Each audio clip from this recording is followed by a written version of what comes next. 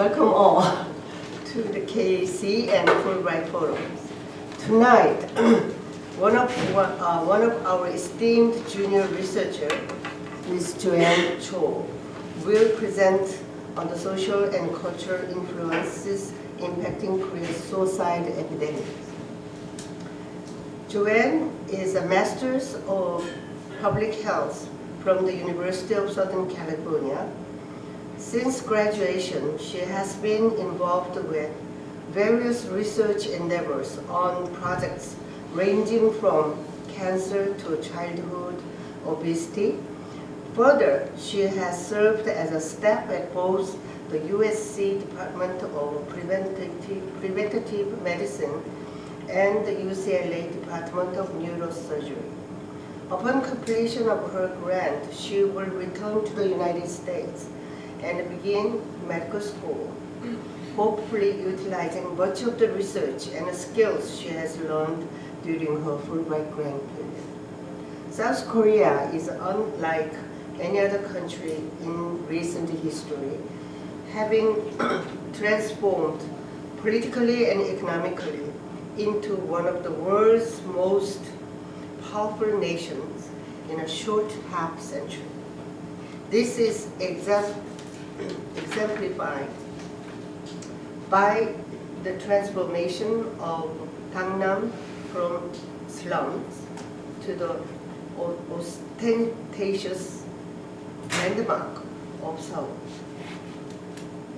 Education, technology, and the economy have flourished and grown at an unprecedented rate. But the revitalization of Korea came at a cost. Now Korea is facing an illness tearing at the very fabric of society. A suicide epidemic has gripped the nation, particularly among the youth. Upon arrival, Joanne set about establishing an extensive network and a research partnership, working with universities throughout the country in departments from social psychology to public health. Joanne accomplished much during her year here. She conducted in-depth interviews with the professionals and at-risk individuals alike, developing an understanding of the current situation in Korea. She focused on how cultural and historical influences have shaped modern Korean society and how in turn affect social and familial relationships, and lastly, how these all together impact the stigmatization of suicide. Joanne hopes to produce two sets of policy suggestions and frameworks from her project. One geared toward government agencies and institutions on the macro level, and another toward individual and units on the micro level. Let's welcome Joanne now.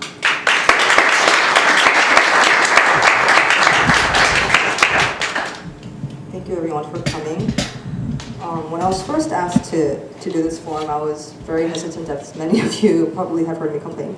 But I do feel that this is an issue that everybody needs to be aware of, especially because all of you are here in Korea, either because you live here or you're interested in Korea. And this is an issue that I do feel requires quite a bit of attention, and it is very, very important. So I'm hoping that by the end of the hour, all of you will be able to go home and sort of have a pretty good framework understanding of suicide in Korea. Okay. So I shall begin. Let's see if this works here. Okay. So I want to start off with a quote that was taken from one of my interviews with an individual who does research in suicide in Korea. And this is the quote. This is in Korean. And this is a not quite eloquent English translation of this. All right. So when I first heard this quote, it was very shocking for me when I first heard it. I wasn't quite sure how to react to it. But the more I did research here, the more I realized how incredibly true this quote is and how much it really emulates the suicide culture in Korea today. Korea, I feel, has never really had a suicide problem in the past. They didn't really have a culture of suicide. But more and more in modern society, really this issue of suicide has really taken on this Korean identity. And that's sort of what I've been aiming to try to understand this past year.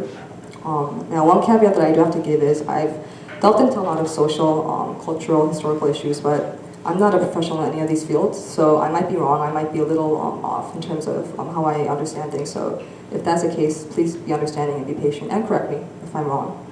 So that's sort of a caveat that I want to give. Now, I'll begin my sort of framework understanding of this issue. This is the boring part, but it's necessary. We do have to understand the numbers regarding suicide. So, starting with this. So it's the highest rating of the OECD. I'm sure you've heard this time and time again. It's all the way over on the right. And since 1990, the rates have tripled, essentially. It's gone up to an extent where it doesn't even fit on the graph at this point. It's gone up 297%, almost 290% at this point. So this is a pretty serious issue where the overall trend has been to decrease among other countries, but in Korea, and a few other countries, but especially Korea, the rates have gone up at a very high rate. Right. So it's the fourth leading cause of death overall across all age groups. As you can see, it's down on number 4. But just 10 years ago, it was the 8th leading cause of death. So it's really had quite a spike in recent years. This is a more recent issue in terms of suicide. Now, this is a sort of age-specific chart that sort of gives you the causes of death. Now, there's two things that I want you to note from this. First of all, for ages 10 to 19, you can see that suicide is number 1, right? A couple of years ago, it was actually accidents. It was actually transportation accidents, but recently that has been overtaken by suicide. And then for the 20 to 29 age group, which is the group that I was most concerned about, I want you to take a look at the second and third cause of death, which is accident and cancer. So these two combined make up around 25%. However, suicide makes up around 45%, right? So that just means that these two combined make up just barely over half of the deaths caused by suicide. And for me, this was mind-blowing when I thought about, when you just think about the numbers that are involved in this, I thought this was extremely significant, so I did want to point that out. It's not on here, but I believe for the elderly, I think it's the 4th or 5th cause of death. I can't remember exactly, but I think it's still pretty high up. Okay. So I did a comparison with a couple other countries. The United States, obviously, is sort of an important country for us. And the rates sort of have not really changed all that much from 1985 to 2010. And then you have Japan, right? Much higher than the United States. But a couple things to note on here. There's an increase from 1995 to 2000, but then it sort of levels up, right? Stabilizes. The second thing I want you to note about Japan is, even though the total and male rates go up, the female rates don't really change much. Okay, so this is very important, mainly because I am interested in studying younger women and suicide in Korea. So I want you to note this and then compare it with Korea. So in Korea, you see all across the board, you see an increase, right? And it doesn't really stop and stabilize starting after 2000. It just continues to rise even more. And so this is sort of what's been significant for me. Why is this happening now? And so this brings it to a current rate of around 31.7 per 100,000, which is roughly 43 people a day. Okay, so this is a huge, huge problem right now. All right, so this is actually one of my favorite graphs. The two things I want you to note here is Japan in light blue and Korea in dark blue. So you can see when they start, Japan and Korea, there's quite a big gap starting from 1985 when data in Korea is available. But they sort of start to meet up. And then in 1997, they both go up together. I'm sure you all know why this is, right? It's the IMF crisis. So this is obviously a logical explanation for this.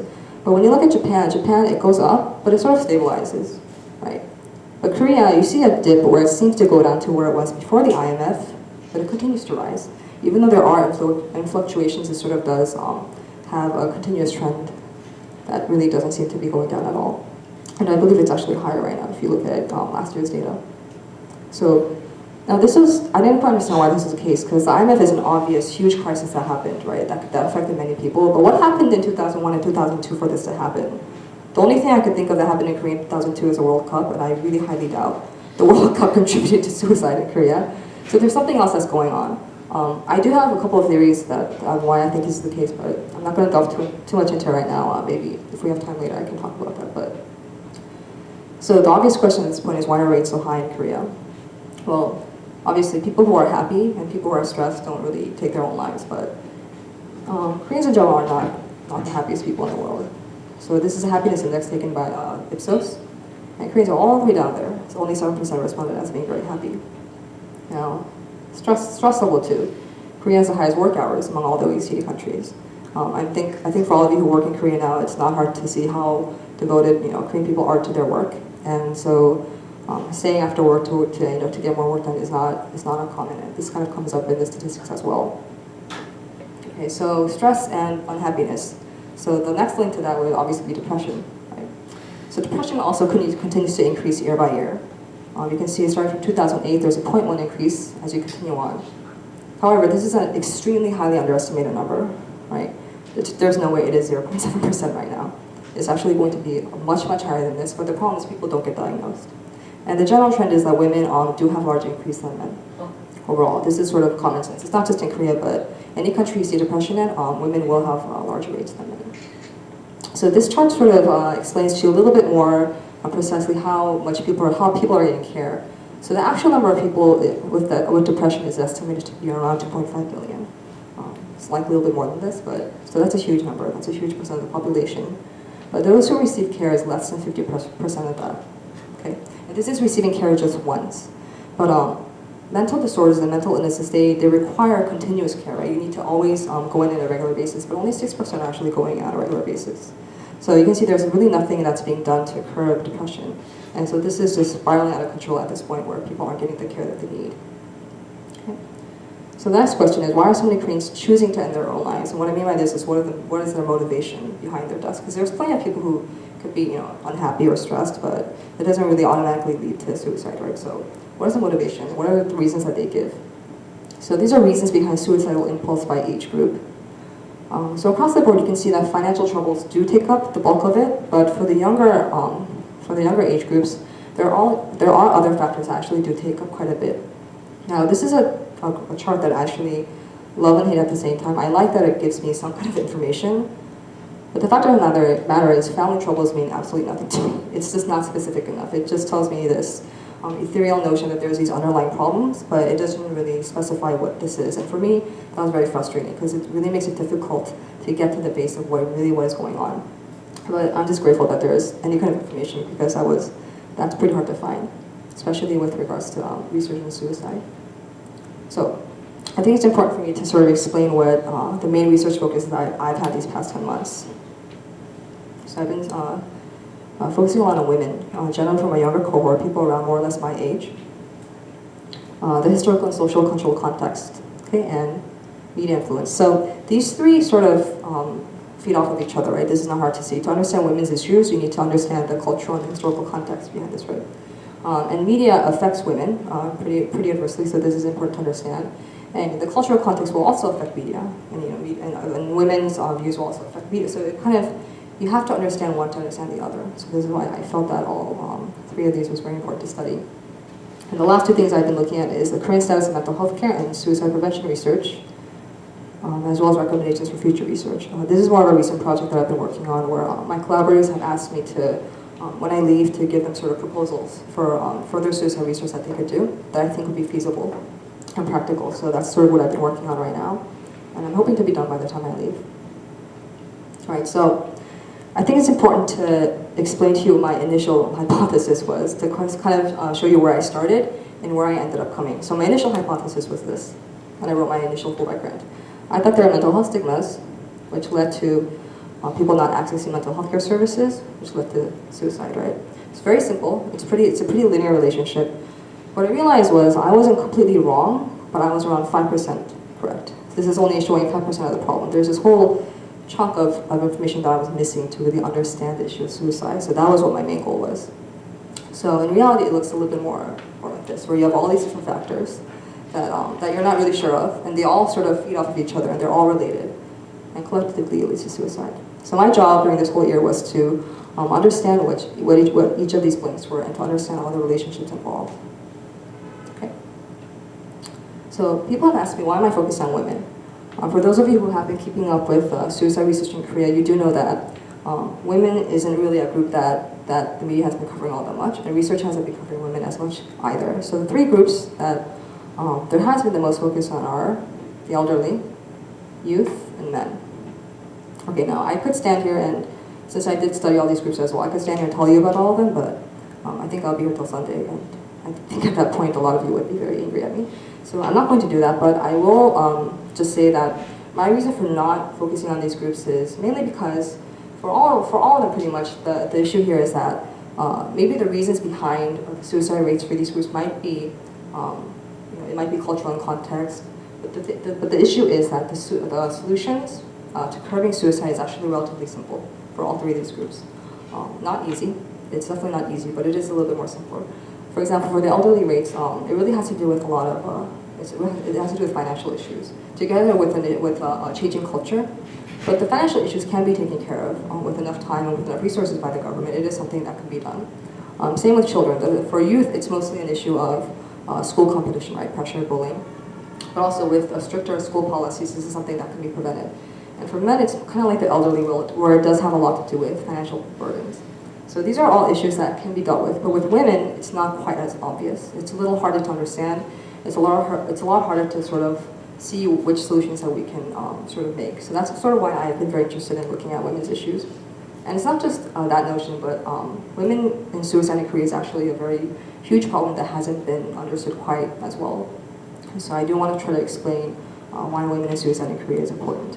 So the 150 nations surveyed by the WHO, Korea ranked first in female suicide rate. This chart is a little hard to see because I tried to fit in a lot of countries into one graph, but it's all the way over at the right in red. And it by far, it's much higher than any other country on there. So it brings it to around 22.1 per 100,000. It's the only nation where it tops 20 per 100,000 people. Now, one thing to note is for men's suicide rates, that's ranked by the WHO. I think Korean men ranked, I think it was 7th or 8th. But Korean women ranked first among all women, so it's pretty significant. And female suicide does tend to increase faster, especially in Korea. Between 1985 and 2010, female suicide increased by 350%, whereas male suicide increased by around 200%. You can see that there. So this is sort of why I'm a little bit more concerned about this group as well, because there hasn't been as much attention put to it, but I feel that it deserves it. I do feel that it deserves attention. So gender and age-specific suicide rates. Now, this is a very important chart, and one thing that you'll notice off the bat is it goes higher with elderly, right? This is something that we've all heard of. The elderly suicide rates are definitely the highest. But what I'm actually interested in here is these two age groups, the 10 to 19 age group and the 20 to 29. Now, the reason this is important is for almost all the other age groups, the male and female rates are very different, right? There's a pretty big difference between male and female rates. But for these two groups, it's very small. And actually for the 20 to 29 age group, there's a few police reports that I read which actually stated that female rates might even be higher than male rates. Okay, so the general ratio is a 1-to-1 difference. But now someone asked me, well, maybe this is a trend across all countries. Maybe all other countries are like this. And I looked at trends for the United States and Japan, and for 20 to 29, I believe in Japan, the male to female ratio was 2.5 to 1. And for the United States, for the same age group, it was a 4-to-1 ratio. So definitely, men tend to be higher. But for Korea, for some reason, it's not the case. So this is also very curious. Like, why is it the case that male and female rates have almost no difference? Okay, so this is also something that I've been investigating as well. Okay, now this is that same chart that I showed you that was age-specific. Now I've sort of divided up by gender. For females, what I want you to also notice is the financial troubles tend to go down, but the family troubles and loneliness goes up. Now this is hand in hand with the fact that women suffer more from depression as well. Right. So more family-related issues and loneliness. Now again, I don't know what family troubles mean. It could mean a whole bunch of things in my head, but I have been trying to understand what this meant, and my interviews with research participants have sort of highlighted what these were, and so I'm hoping that we'll be able to discuss this a little bit in more detail. Okay, so this is where the boring part hopefully ends. I hope this is where the boring part ends. And this is where we can start getting into a little bit more discussion and a little bit more into the background of suicide in Korea. So this historical background slide that I made, it's something that all of us here knows. So I'm kind of preaching to the choir, but it's something that's necessary to understand, so I just kind of put it on there. But so Korea experienced extremely rapid rate of development and modernization. So this is a 40-year time difference of the same place. This is Shinsadong Sagori in, I think, the late 50s or the early 60s, and more or less what it looks like today. Right, huge difference, right? We're of incredible development within a very short amount of time. So when you have this extremely rapid rate of development, it tends to bring about a lot of competition for people, right? To get ahead, to get first, you really need to be very competitive about pretty much everything you do. And so this is sort of where I think this sort of is seen today, even today, where this extreme competition is present among Koreans in general. And the rate of cultural maturity has now reached the speed of urbanization. And so this basically causes a type of friction between traditional conservative values and the emerging Western capitalistic trends. So this is sort of the frame, the baseline that I've been working with. I sort of started with this understanding of this hyper-modernization with this friction of old conservative values that I've been looking at. And so I've tried to understand how this adversely has affected a lot of the culture and social issues in Korea. And so that's when we get into this. Now, to start this conversation, I guess we need to start with the basics, right? So meet Confucius. I'm sure you all know who he is. Greek Chinese sage of 600 BC. Now, for those of you who do know something about Confucianism, I'm hoping I'm right here, but actually in the Joseon era, which is the most recent dynasty, it's not pure Confucianism, but sort of the sense of, and this is not working. Okay, sorry.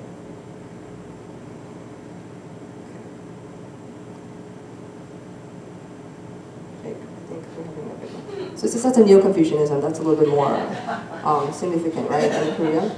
Now I could stand here and talk about neo-Confucianism for a very long time, but I think that's very unnecessary at this point. So we're gonna skip that.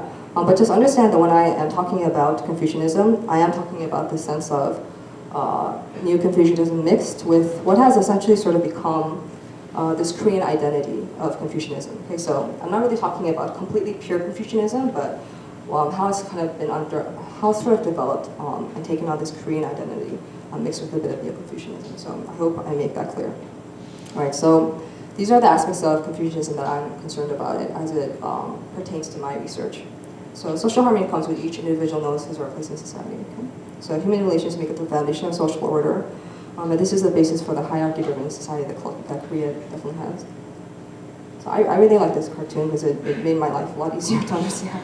So, because when people talk about these different positions, I was very confused and I didn't understand, but this sort of lays it out very, very simply, and it really sort of explains to you why it's how important it is to know everyone's title, and how important it is to know your place in the social hierarchy. So that is one example. Obviously, this is apparent everywhere you go in schools, in the family, but this is one example of that. Okay, so continue on. The Confucian notion of self-concealment of emotional troubles and difficulties is considered a sort of virtue. So this is something that I've actually been very, very interested in especially during my interviews with my research participants. They really talked about this a lot where they really can't talk about the difficulties they have with their friends and their family.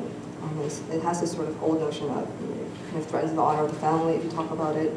And so I want to pull out some quotes from my research participants. This is one of them. My parents never want to hear about the bad parts of my life. They tell me only tell us if it's good news. My failures and my difficulties are not open to discussion.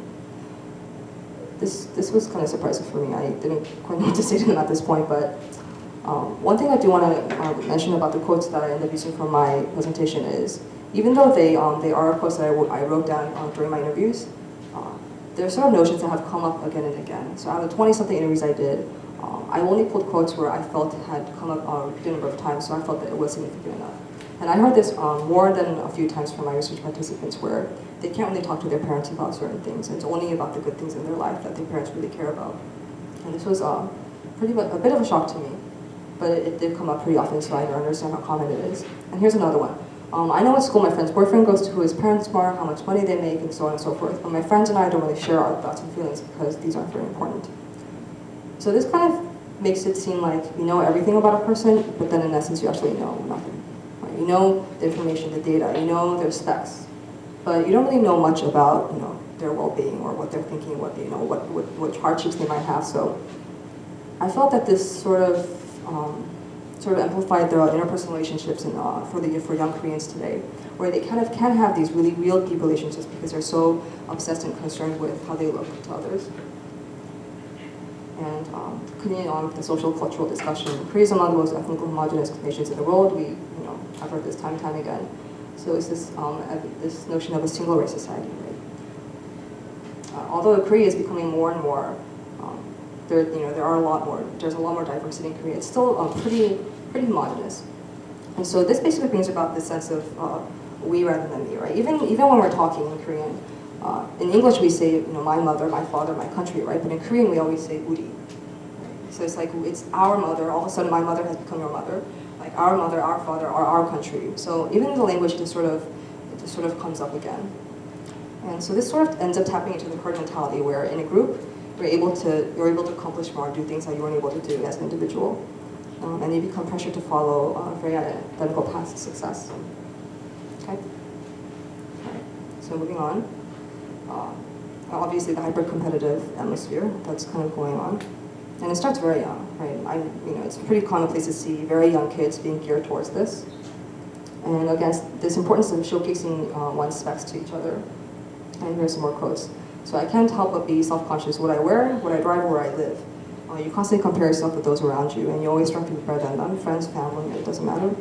So during one of my lectures at Incheon University, one of the students actually told me, he feels constantly pressured and stressed to be obsessed with everybody around him. What is he wearing? What is she wearing? And he told me that he always feels pressured by what other people think of him as well.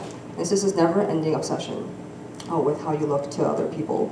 And this is a theme that I think occurs quite often with young people. And here's another one where, ever since I was young, my parents have always reminded me that my friends are my competition, and in order to make it to the top, I will need to beat them at all times. This doesn't quite come out very well in English as I would like. In Korean, the proper words that they use to me had much stronger effect. They said, 친구를 짓밟아야지 1등한다고, right? They said you basically need to trample your friends to make it to the top. I was like, oh, I see. Okay, that's nice. But, and what they said to me was, it's not just, and when I looked surprised, she told me, oh, it's not just me, it's not just my parents, because I think my face kind of showed, oh, you have horrible parents, but then I think she explained to me, oh, it's not just my parents, I know my friends' parents are all telling them the exact same thing. And for me, this sort of implies that you can't really have really good, really deep personal relationships between your peers if you're always thinking of them as your competition, as someone that you just strive to basically step on top of. So this is sort of where I've been really concerned with in terms of my interviews and working with the younger population to see where they stand in terms of their interpersonal relationships. Right, so gender issues. Now I said I'll talk about women's issues, and so women's suicide is obviously a huge problem, and I think it's not hard to see why, and I think I'm going to try to show that to you. So gender inequality in Korea is a pretty serious social problem. This is a survey done by the World Economic Forum, and this ranks gender equality in the world. So you have the United States over at 22, and the Japan goes down to 101. And then you have Korea over at 108. Now please note that India, which has a lot of gender-related issues, is higher than Korea at 105. And Korea is in between the United Arab Emirates and Kuwait. And last year, I believe Korea was 107, and they've gone down one. So this is a problem, as can be seen. So the wage gap also emulates this. The gender wage gap is largest among the OECD countries. And here I want you to notice that the little triangles show you where the gender wage gap was in 2000, and the bars show you where it is in 2010. And Korea, as you can see, has had almost no difference. Right? There are some countries that have been able to widen the difference in gender wage gap, which is good, but Korea really has not done all that much to change. So, and this is not really continuing to be any better at all. It's actually continuing to be worse. So more and more women are choosing to stay single now in Korea. Only 6 out of 10 women feel that marriage is a must, as compared to 8 out of 10 men. So this is more quotes from my interviews. If I can have my own career, I no longer see the point of marriage. Most Korean men still think that housework and childcare is our job. I'm not getting married to be someone's housekeeper. And although Korean men are more open-minded, Korea is still very patriarchal, and marriage means more sacrifice for the woman than for the man. So this is just notions that I got during my talks with women in their 20s and early 30s. This is how they felt about marriage. Now, this is worrisome to me, and the reason is suicide is higher among singles than among married people. So the more and more people that stay single, the higher the suicide rates will end up becoming. So the fact that so many people are unwilling to start a family is a concern to me, because I feel that this would be emulated in continuing to increase suicide rates, basically. So, housework. How much time do men in Korea spend doing housework? It's around a third of the average for OECD men, over here, at 45 minutes. And Korean women spend around 227 minutes a day, much more than one, actually around 5 times more time doing housework than Korean men. one of my friends actually told me, oh, I'm sure Japan is lower than Korea. Japan was actually 59 minutes. So Korea might have to kind of, you guys have to step it up. All right. I think, and lastly, this is a huge issue that came up quite often. So women here feel this stress, this strain to become beautiful. And of course, all women kind of feel this, right, and wherever you go. But I think in Korea, this obsession is it takes on a whole new form in Korea, I feel like. And even for me here, living here, I feel definitely more self-conscious of myself than I did living back home. And this also, kind of goes back into these, established Confucian notions where you need to know your place in society. And these women who I talk to, they always tell me, actually, every single woman that I interviewed, all of them said that they feel very pressured to be beautiful. And you can't help but be like this when the media, everywhere you look, even if you're sitting on the subway in the bus, you just see ads, that you have to be beautiful, otherwise you can't be treated as a respectable human being. This just continuously bombards you every day, and it's just no wonder that women really feel this pressure to be beautiful in Korean society. Right. So now media is extremely important, especially more and more, especially for the younger generation. The influence of media for these age groups is significant, and that's sort of what I want to cover right now. So there's this over-depiction of suicide. It's present in the majority of dramas aired on primetime TV. Now this is just a handful of dramas that aired in the past year that have scenes that depicted suicide. Okay. This is just a few. And in fact, I did count of dramas that aired between spring of last year and spring of this year. So I counted around 86 dramas. I know those 86, 63 had scenes that depicted suicide. Yes, I actually did go and count all of them, and I actually did go and see every single scene because I had to. And the reason I did this was I wanted to understand the context of the scene. It's not just about having the scene that's important. You need to understand how it's portrayed. Because if it's portrayed in a way where this person commits suicide and all of a sudden all these bad things happen and it's horrible and everybody's unhappy, then it gives it the notion, okay, so suicide isn't a very good thing. However, the way it's depicted in Korean society is not that way at all. It's actually gives it this level of acceptability and romanticizing. And women are generally more heavily influenced. Two things to these pictures. Two of these pictures actually are of real-life celebrities in Korea who eventually did commit suicide. So this comes up pretty often where it's just kind of everywhere you see. So this is a huge problem in the way that it's portrayed, where the most popular depiction that I was able to see is actually this. You have your antagonist, the bad guy, who at the very last episode of the drama, he jumps off and atones for his sins. And all of a sudden, everybody forgives him and everyone lives happily ever after. So that's the most common scene that I saw, where that just happens again and again. So it sort of positively reinforces suicide to be an acceptable means of death. And it sort of makes you think, oh, well, if I do that, then all of a sudden people will forgive me as well. So that's something that I've been very concerned about, where it's this portrayal and this acceptability has sort of gone to extremes. Internet is very important, right, in Korea especially. We know how much internet usage is done in this country. And so this, the significance of suicide pacts has become more and more. It's become pretty commonplace, especially for people in their teens and in their 20s, where people meet online, and they sort of together end up committing suicide. And the reason I feel like this has become more significant is because of cultural issues in Korea. I talked about it before, where you're not really allowed to talk about your feelings and your difficulties with your family and your friends, right? But everybody needs to be able to talk to someone. So what you do is you go online and you find people who feel the same way as you, who will not judge you because they don't know you, and then you start talking. But then the problem is they kind of feel the same way like you. They want to die too, but they haven't had the courage to do so. And all of a sudden now there's two of you who can do it, and then it taps into the herd mentality that works so effectively in Korea, where we're like, oh, we didn't have sweet, that we can do it. We can do it together. I don't ever want to hear that in this kind of context, but that's eventually what happens. So it makes it easier to commit suicide because you're in a group, right? You're not just by yourself. So whereas before you weren't able to because you're alone, now you have someone else who's able to do it. Now recently, the government actually has been policing down on suicide websites. I'm not really sure how much help this is doing though, because people are very creative and they find other ways to meet people online anyway. For example, I think you guys might recall last October there was an incident in Busan where I believe 3 high school students, one from Busan, one from Daegu, and I forget another one. There was another one from I think somewhere in Jeollado. They met online and they committed suicide together in Busan. Now, do you know where they met? They met at a suicide prevention website.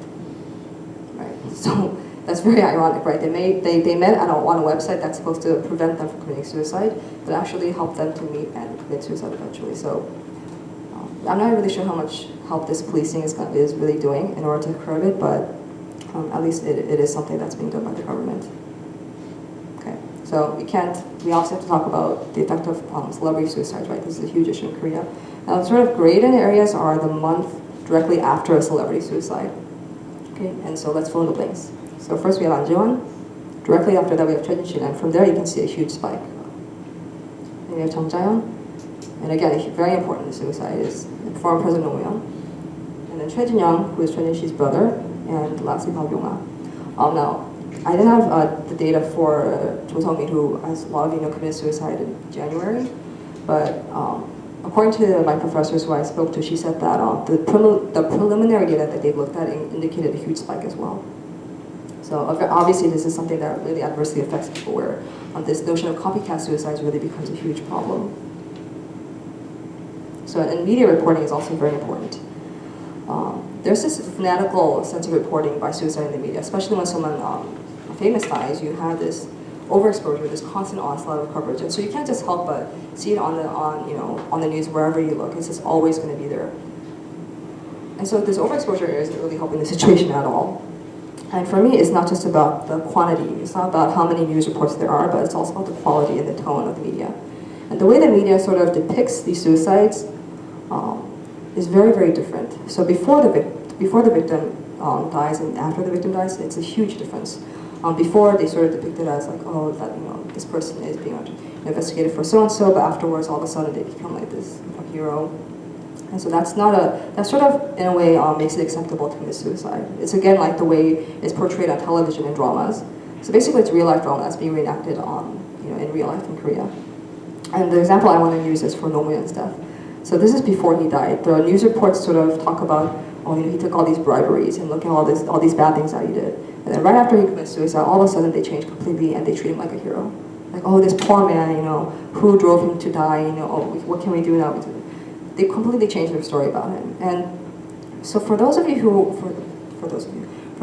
who are, sitting there thinking, oh, I want to die, and then they see things like this, they say, oh, okay, so I guess it's okay now. It'll sort of solve all my problems and everything will be forgiven.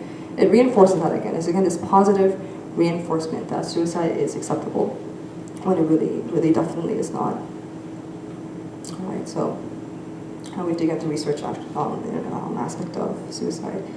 So to understand this, you need to understand mental health, right, in Korea. So I sort of summarized it down into 4 main points that I feel is very important. The first is that the concept of clinical psychology and therapy is really not very well accepted here at all. I'm sure you all know that very well.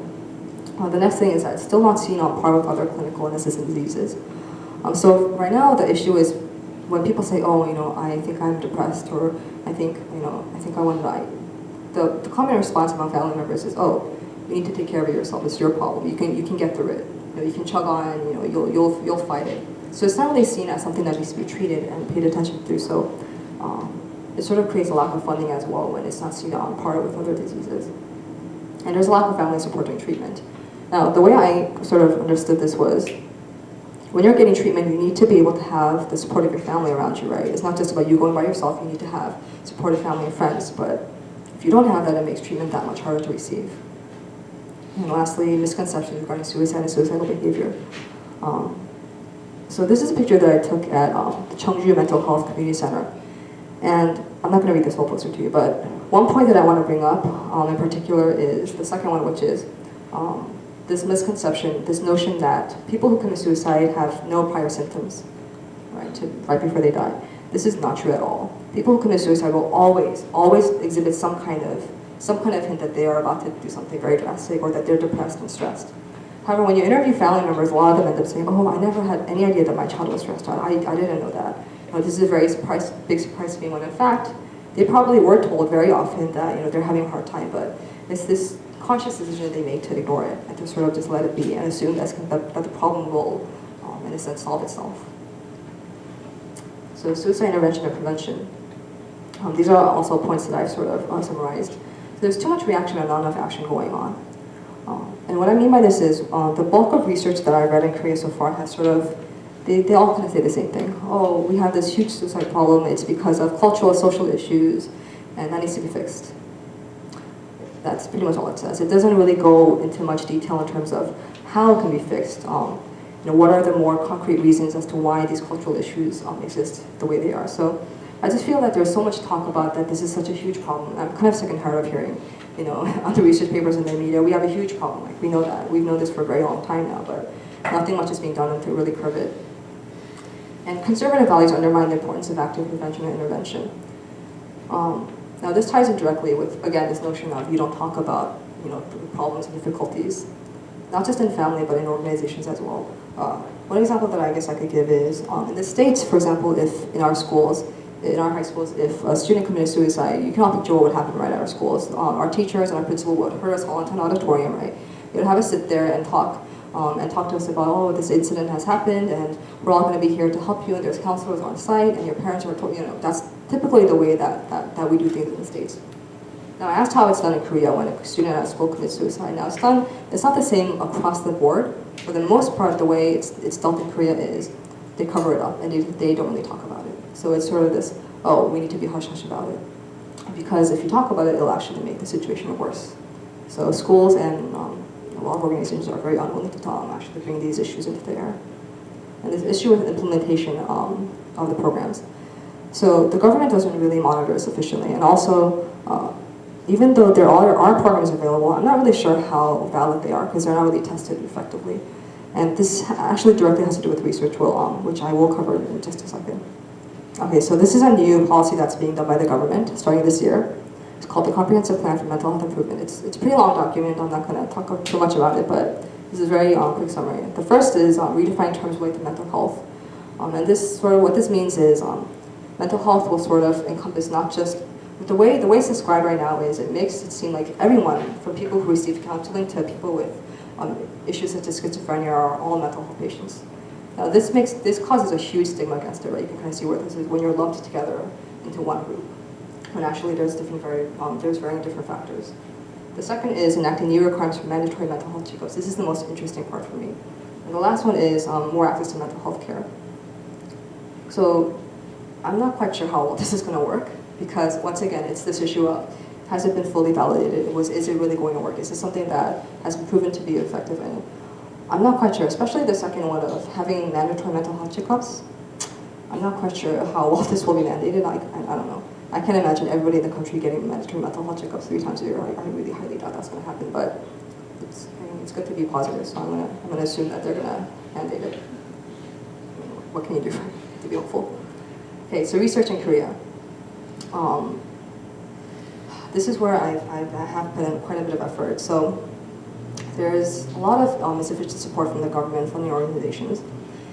And again, quantity over quality. One of my researchers, one of my professors complained to me where she was given a 3-year grant to study suicide, which is already, I was like, that's really short. And she said, yes, but it gets better. Within those 3 years, she was expected to have results every year and publish a paper each year, which made no sense to me. I don't understand how you can't even collect data and analyze it in 2 years. I'm not sure how you're supposed to do that 3 times. So she said that's why you do research and it's not good enough, but it doesn't matter. You just have to move on and do another one. And also the funding is better. I've heard it's gotten better, but I think it was in 2010. I think Korea spent 0.5% of the money that Japan spent on suicide research and intervention. Right, so Korea has a much bigger problem than Japan now, but the money that's actually been spent by the government is very, very, very small in comparison. And there's this competition between researchers. So this competition is, it's all over the place, but now it's even here too, where they don't like to share data, so it slows down the process. And likewise, there's very organizational collaboration. Okay, so future direction. I'm almost done. Sorry. Hang in there a little more. So. By the time I leave, I'm hoping to give to my researchers, mentors, and collaborators several proposals of directions that they can take for suicide research. It'd be awesome if I could do them, since I am making them. But unfortunately, I do have to go back home. But I'm hoping maybe someday I can come back and do these. Now, I can't be too specific in my descriptions of these because I am giving them off to people who will be doing the research. But just to summarize, what I've been working on is research that measures individual effects of social and cultural constructs. So something that actually looks at the very specific reasons. Remember I complained about that chart that said family troubles and says nothing? So I'm looking at something that's a little bit more specific. One example that I can maybe give you without being too specific is, so in Korean culture, we have this notion of 장남, like the oldest son, like the oldest daughter kind of bears more responsibility. So I'm kind of interested in wondering, thinking, well, maybe, you know, maybe suicide rates are higher for the firstborn child, or maybe for the only child. Maybe this is something that, you know, really emulates Korean culture. And it's something that's specific enough where we can actually, you know, lay down the cultural influences without being very broad. So that's just one example of something that I've been kind of looking into. And reliable research on the effective intervention programs. They need to be a little more tailored. Right now, the solutions that are being given are for sort of macro level scale, but you need to really break it down into cohorts. And proper diagnostic criteria for measuring depression. The diagnostic criteria that's available now is not adequate enough. So that's why so few people are actually being diagnosed with depression right now in Korea. And more further research. This is something that I think would be very interesting to do. Effective acculturation. Since suicide is a cultural issue in Korea, what happens when people go to the States, where, you know, this notion of mental health is a little bit more liberal there than it is here. So Korean Americans have been considered a high-risk group. I'm still looking for the data on this. It's really hard to find, but that's what I've been told. So I'm thinking maybe it'll be worth studying that group as compared to Koreans in Korea.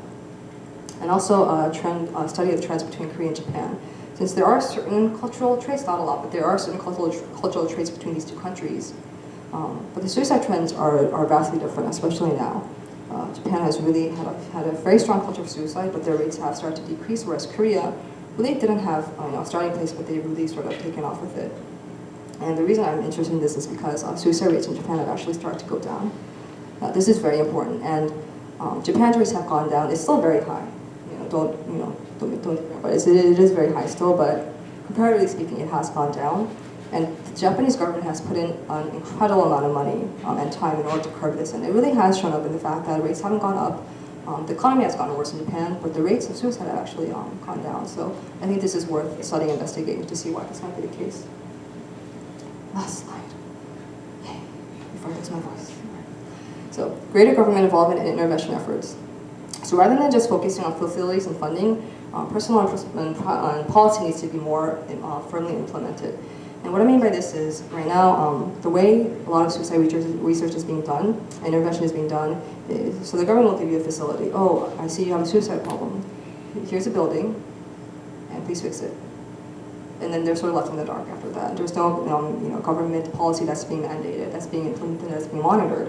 And so these, especially like for example, the center that I was affiliated with in Cheongju, they had a lot of difficulty trying to, without the government support that they needed. So something that is more than just throwing a building out in their face and expecting them to take care of the problem. Next is more stricter media control. I think this is very, very important. Since the way that it's taken now, it's positive reinforcement, this needs to change because smoking and sexual content is filtered on TV. We all know that. You haven't seen smoking on Korean television for around 15 years, I think. And sexual content we know is very, very heavily monitored. So why isn't suicide, which is a very huge problem, why isn't that being monitored at all? And I think it'll be worth it to sort of mandate shows to not have overt acts of positive reinforcement of suicide. And lastly, more focus on rural areas with greatest disparities. Right now, a lot of the resources are centered in Seoul, which actually doesn't have the highest rates in the country. The highest rates are more in areas such as Gangwon-do and Chungcheong-do. These places actually have the highest rates. But right now, the most attention is being given to Seoul, which I feel is not the most effective way of curbing suicide, but I think more disbursement might actually be very helpful, right? So that is everything. Thank you to everyone who has, I guess, helped me with my work. There's a lot of people whose help I couldn't have done it without. So I just want to thank everyone, especially my USC family at home, and especially you guys here, my Fulbright family in Korea. All right, questions?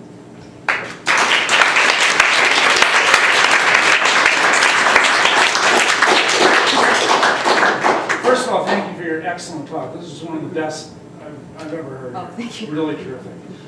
You mentioned something in passing, and you came back to it a little bit in the conclusion, but it is important, and it's the infrastructure needed within institutions at all, whether government, businesses, schools. I mean, I'm sure you remember from UCLA, every division within the school has mental health professionals and a whole set of procedures. Students, staff, faculty, all tell on each other when a suicide problem emerges and work to prevent it.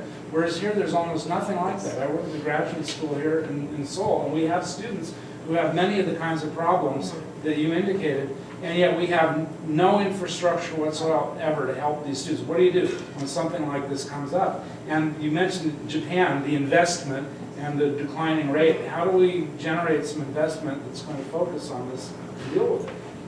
So this is a very difficult issue because the attention will only be generated if the government feels it's an urgency now. They say it's an urgency, but when you actually look at the amount of attention that's being put to it, it's not enough.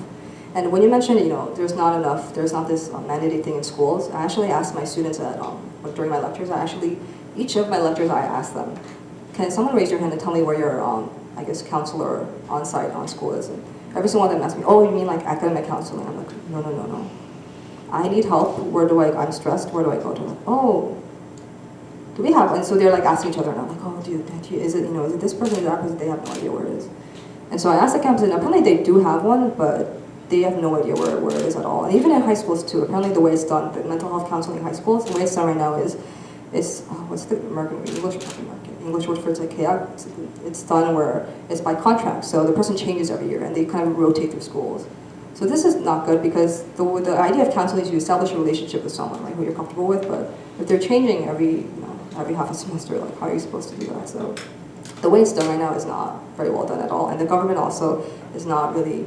Again, it's this idea that it's not a priority right now. If you keep focusing on social issues like this, I think it's this notion, at least according to what our professors, it was this notion that it would slow down the economic growth in Korea if you keep investing money to something that really doesn't contribute to economic growth. So, unfortunately, I think until it reaches like astronomical numbers, I think the government isn't really going to go into it as much. But they are trying out with this new policy in 2013.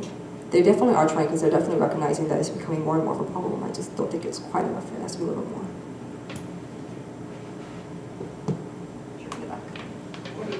What is the preferred method of suicide?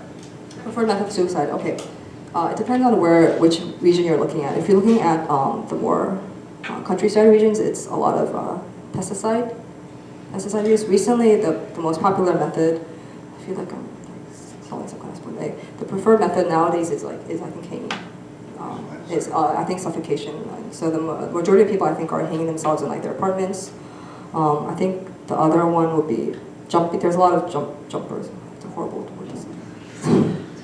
That's not what I intended, but people who jump. That's why there's actually been in most of the bridges I think around Seoul, and I think in Korea they've installed a lot of cameras to sort of monitor this, and they put in a lot of SOS boxes. Don't just call. Call someone, call us for help. And there's like a suicide hotline on there that you can call. So they have tried to really cut down on this. So I think since then it has been a lot more people. The suicide pacts seem to be people who jump together. It's a horrible. It's my topic, but I don't. It makes me uncomfortable talking about it. But yeah, for individual people, it is hanging. That is the most common method. How do they diagnose depression? What's the usual, what, you mentioned that it was not adequate enough, but is it different than other? This is actually a field that I wasn't able to look into too deeply because it's actually something that I recently learned. I very recently learned from my professor that they're not diagnosed. Because I was asking her, like, why is it that so many people in Korea have depression, but why aren't enough people diagnosed? And apparently she said I think what she told me was what they're using is not something that's really specific enough for Korea. I think it's something that's been used in other places, and they sort of try to made it work for Korea, but it really doesn't, because obviously Korea has different characteristics than other countries. So that's, I think, part of the problem why it's not really being properly used.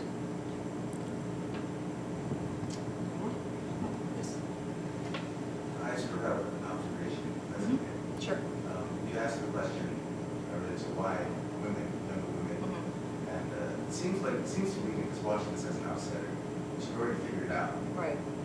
Right? I mean, I thought it was great how your quantitative data is all linked together with literal pop-ups of qualitative stuff that kind of explains everything.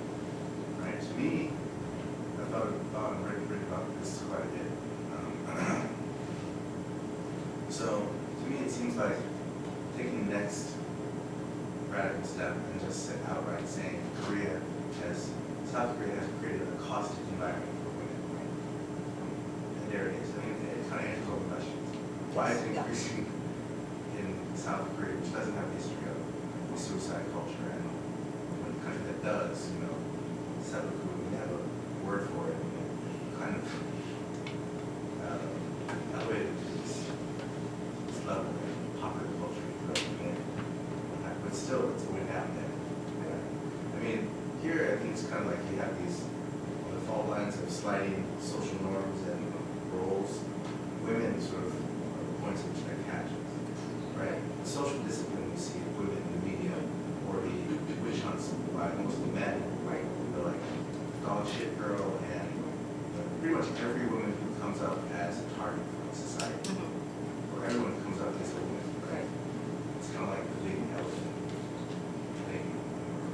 This is actually a very interesting point you're looking at. So again, I'm interested in the way media portrayal affects women's issues, and I think when I watch Korean television, I actually have a hard time watching it because I think it's hard for me to watch as a woman because I think I feel I don't feel very confident about myself when I watch it. And the reason is, a common thing that you see in a lot of shows is you'll have like the comedian, and then you'll have the panel of like idol, like anorexic girls who come up, and all of a sudden they're like beautiful and young, and let's compare it to this ugly and old, fat, comedian, and all of a sudden she's like not treated like a human.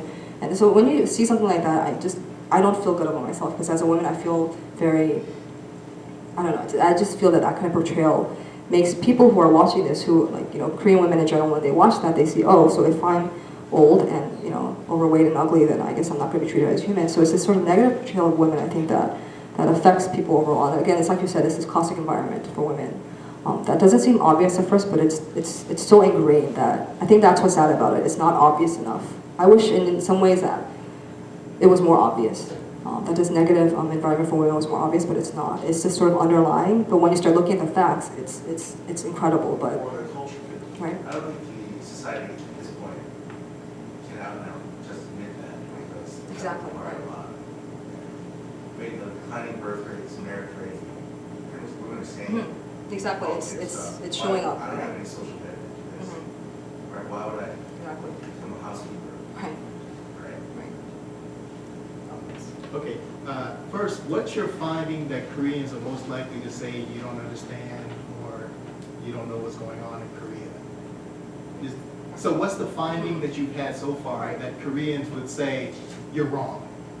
Or, for example, just for example, if you said that, oh, democracy in Korea is what's led to these suicides, and Koreans say you don't understand. Right. Yeah, so that's the first. What's the thing that maybe I have gotten from? Yeah, that you found that people would reject. And then the second thing is about the media.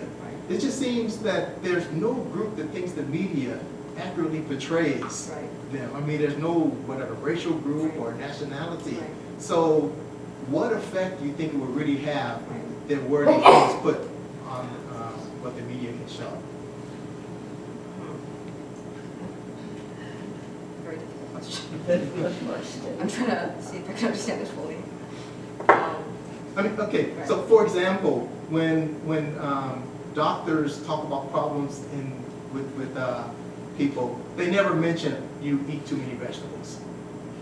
Okay, so it's always things that people can kind of understand and say, oh, I see. It's never something just like completely, from left field. So I'm wondering, what's the thing that you found that Koreans would say that doesn't explain the suicide rate?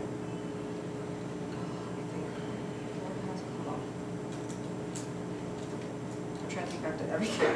This is 10 months worth of meetings and talks that I need to go through.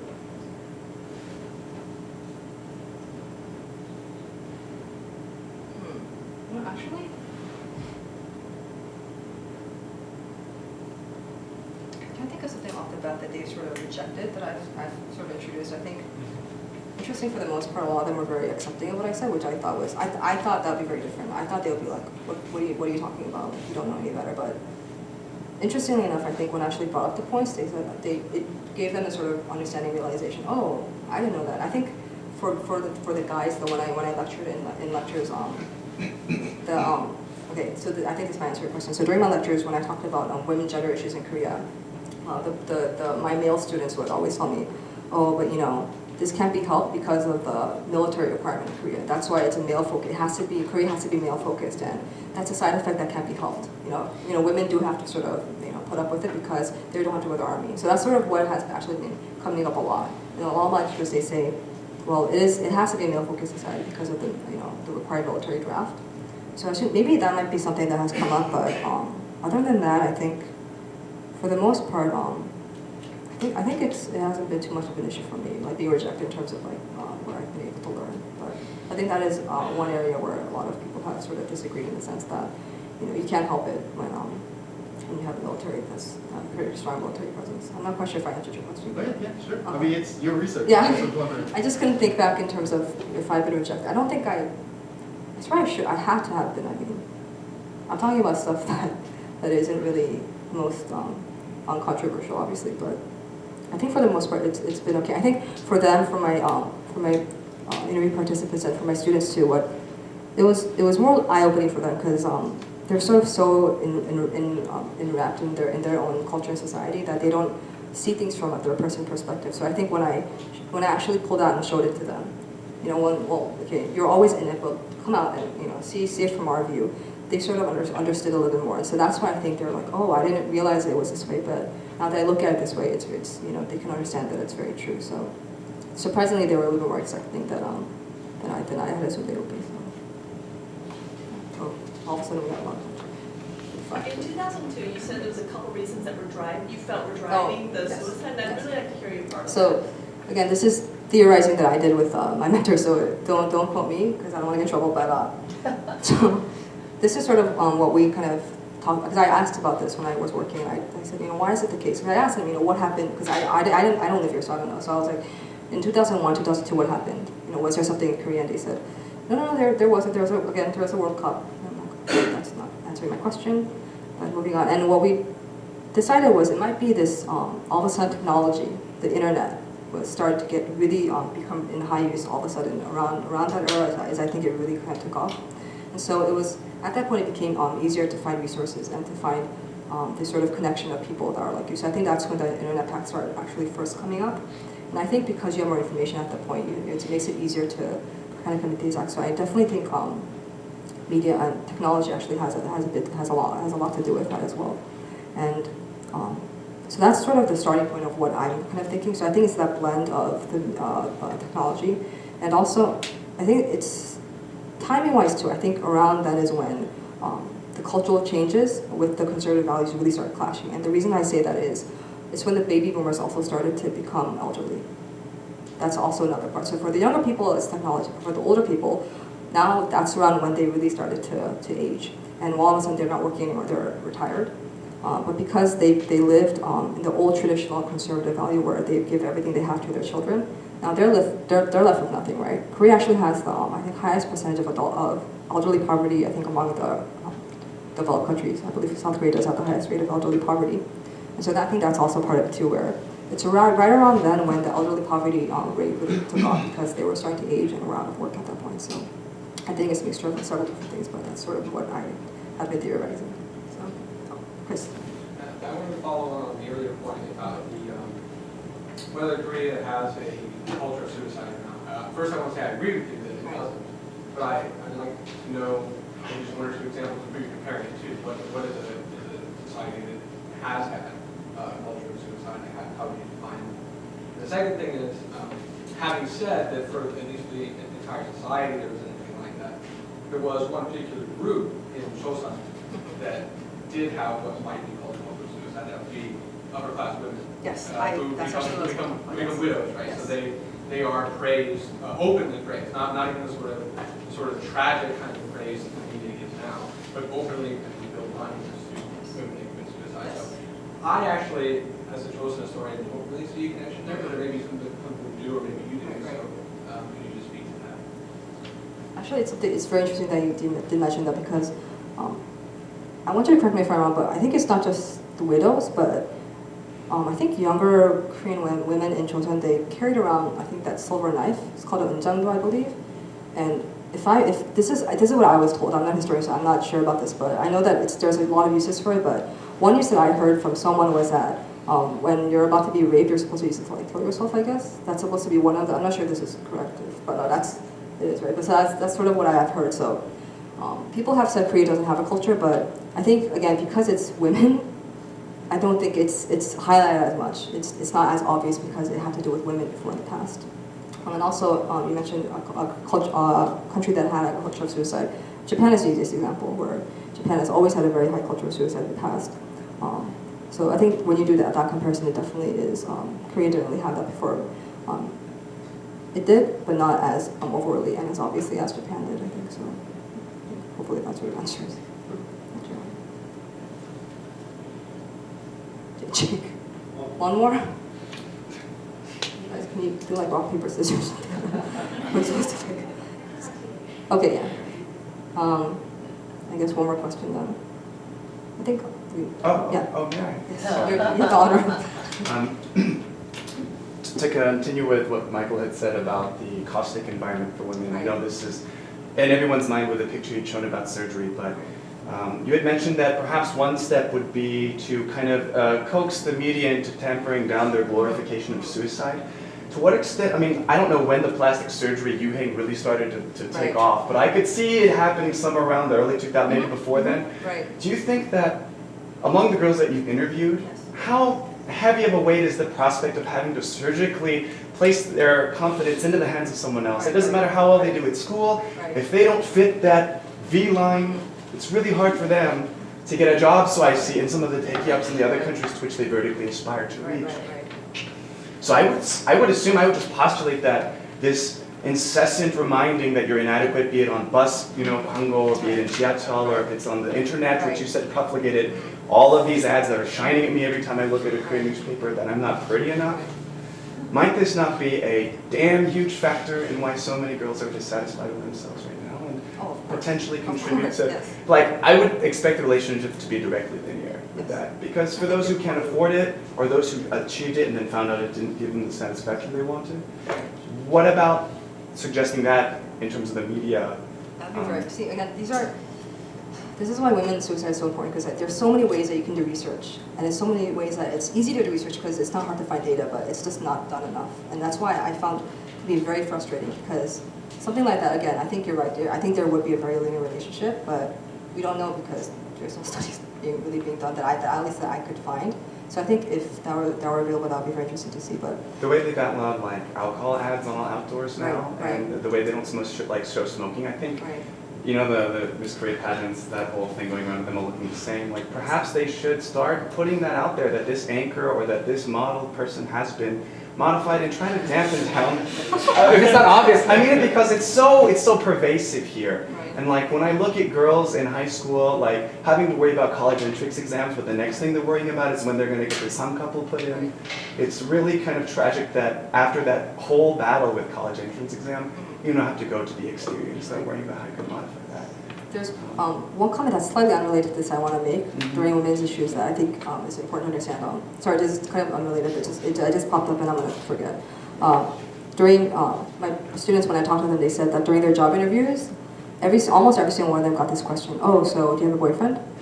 Oh, so when are you going to get married? When are you going to have kids? Because they want to know the timeline of when they can stop working, because they feel that, because it's this obvious assumption, oh, when you get married and have kids, you're going to stop working anyway, right? So why would I hire you when you're not going to be around for much longer? So it's this assumption that they make, and I found this to be very appalling. Like, I would not be okay with someone ask me a personal question like that during a job interview. Apparently it's done so easily here, and it's done like there's nothing really much to it. But again, it's this sort of feeling where women, they just kind of take it very, you wouldn't ask a guy who's interviewing that, oh, so when do you have a girlfriend?